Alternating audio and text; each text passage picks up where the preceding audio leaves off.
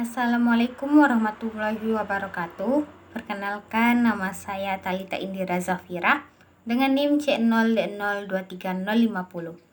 Di sini saya akan membahas tentang pembukuan dalam akuntansi perpajakan. Pengertian pembukuan. Menurut Undang-Undang KUP Nomor 16 Tahun 2009 Pasal 1 Angka 29, pembukuan adalah suatu proses pencatatan yang dilakukan secara teratur untuk mengumpulkan data dan informasi keuangan yang meliputi harta, kewajiban, modal, penghasilan, dan biaya, serta jumlah harga perolehan dan penyerahan barang atau jasa yang ditutup dengan menyusun laporan keuangan berupa neraca dan laporan laba rugi untuk periode tahun pajak tersebut. Syarat menyelenggarakan pembukuan. Syarat menyelenggarakan pembukuan diatur dalam pasal 28 ayat 3, 4, 5, dan 7 Undang-Undang KUP adalah sebagai berikut. Pembukuan haruslah diselenggarakan dengan memperhatikan iktikat baik dan mencerminkan keadaan atau kegiatan usaha yang sebenarnya atau full disclosure. Kedua, pembukuan harus diselenggarakan di Indonesia dengan menggunakan huruf Latin, angka Arab, satuan mata uang rupiah, dan disusun dalam bahasa Indonesia atau dalam bahasa asing yang diizinkan oleh Menteri Keuangan. Ketiga, pembukuan diselenggarakan dengan prinsip taat asas atau konsistensi dan stelsel akrual atau stelsel kas. Yang keempat, perubahan terhadap metode pembukuan dan atau tahun buku harus mendapat persetujuan Direktur Jenderal Pajak atau DJP.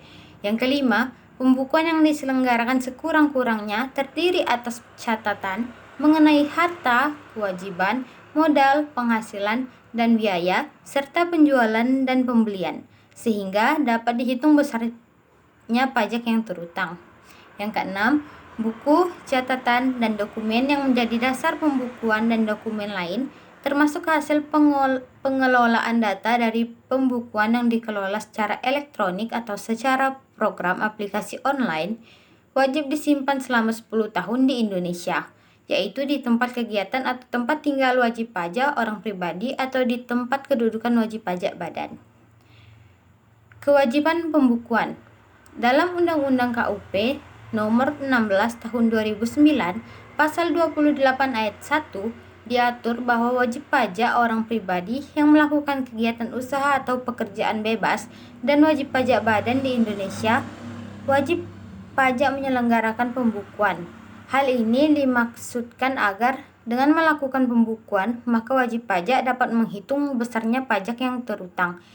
Selain dapat menghitung besarnya PPh, maka besarnya pajak yang lain juga dapat diketahui. Menurut Undang-Undang KUP Nomor 16 Tahun 2009 Pasal 38 dan 39, sanksi bagi wajib pajak yang dengan sengaja tidak menyelenggarakan pembukuan adalah penghitungan pajaknya akan dilakukan dengan menggunakan norma penghitungan penghasilan neto dan ditandai sanksi kenaikan sebesar 50% dari pajak yang kurang dibayar.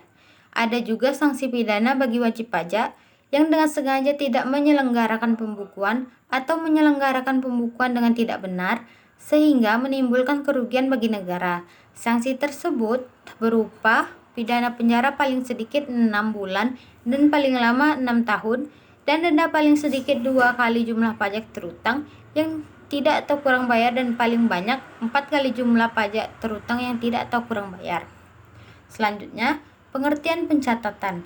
Menurut Undang-Undang KUP Nomor 16 Tahun 2009, Pasal 28 ayat 9, pencatatan adalah pengumpulan data secara teratur tentang peredaran bruto dan atau penghasilan bruto sebagai dasar untuk menghitung jumlah pajak yang terutang, termasuk penghasilan yang bukan objek pajak dan atau yang dikenakan pajak yang bersifat final.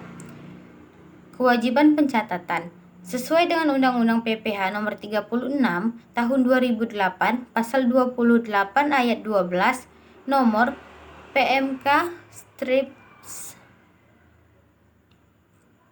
197/PMK-03/2007, kewajiban yang melakukan pencatatan adalah wajib pajak orang pribadi yang melakukan kegiatan usaha atau pekerjaan bebas, Untuk menghitung penghasilan neto dan menggunakan norma penghitungan penghasilan neto yang peredaran bruto dalam 1 tahun kurang dari 4,8 miliar dan wajib pajak orang pribadi yang tidak melakukan kegiatan usaha atau pekerjaan bebas.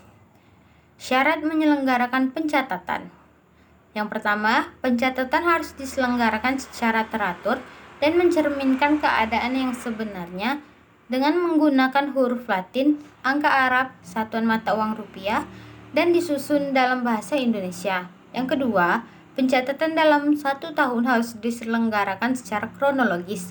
Yang ketiga, catatan dan dokumen yang menjadi dasar pencatatan harus disimpan di tempat tinggal wajib pajak atau tempat kegiatan usaha atau pekerjaan bebas dilakukan selama 10 tahun. Yang keempat, pencatatan harus dapat menggambarkan antara lain yang pertama, peredaran atau penerimaan bruto dan atau jumlah penghasilan bruto yang diterima dan atau diperoleh. Dan yang kedua, penghasilan yang bukan objek pajak dan atau penghasilan yang pengenaan pajaknya bersifat final.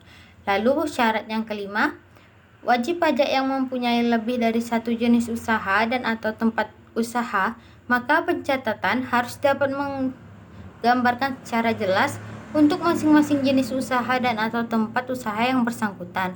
Syarat yang keenam, wajib pajak yang diwajibkan menyelenggarakan pencatatan diharuskan menyelenggarakan pencatatan atas aset dan kewajiban. Sekian materi yang dapat saya sampaikan. Apabila ada salah kata atau tindakan, saya mohon maaf. Saya akhiri. Wassalamualaikum warahmatullahi wabarakatuh.